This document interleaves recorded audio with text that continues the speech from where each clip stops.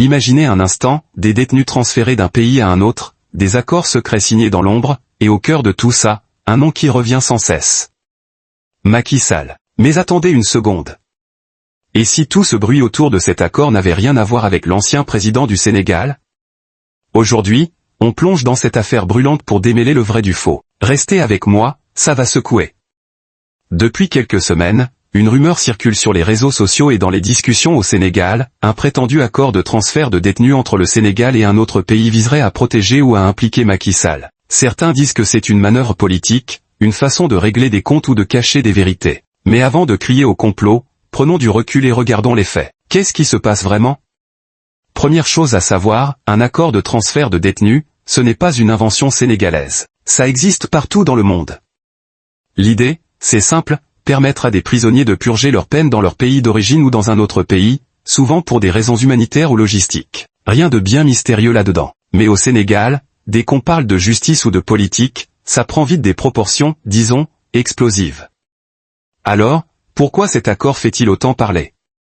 Passons au cœur du sujet, Macky Sall. L'ancien président, qui a quitté le pouvoir en 2024, est aujourd'hui au Maroc, loin des tumultes de Dakar. Mais certains affirment que cet accord serait une sorte de bouclier pour lui, ou au contraire, une arme contre ses alliés restés au pays. Sauf que, minute papillon. Où sont les preuves? Jusqu'à maintenant, aucun document officiel, aucune déclaration crédible ne mentionne son nom dans cette histoire. Alors, pourquoi son nom revient sans cesse?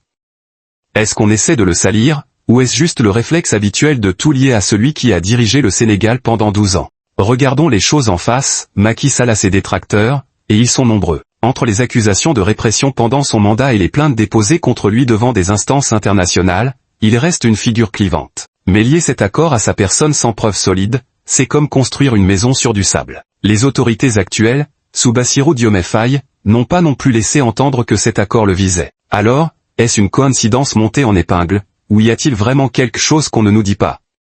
Une chose est sûre, cette affaire montre à quel point la politique sénégalaise reste un terrain miné, où chaque décision peut devenir une bombe à retardement. Mais pour trancher, il faut des faits, pas des rumeurs. Et vous, qu'en pensez-vous? Est-ce que cet accord cache quelque chose sur Macky Sall, ou est-ce juste du bruit pour rien? Dites-moi tout en commentaire, abonnez-vous si ce n'est pas encore fait, et activez la cloche pour ne rien rater. On se retrouve bientôt pour décrypter une autre histoire qui secoue le Sénégal.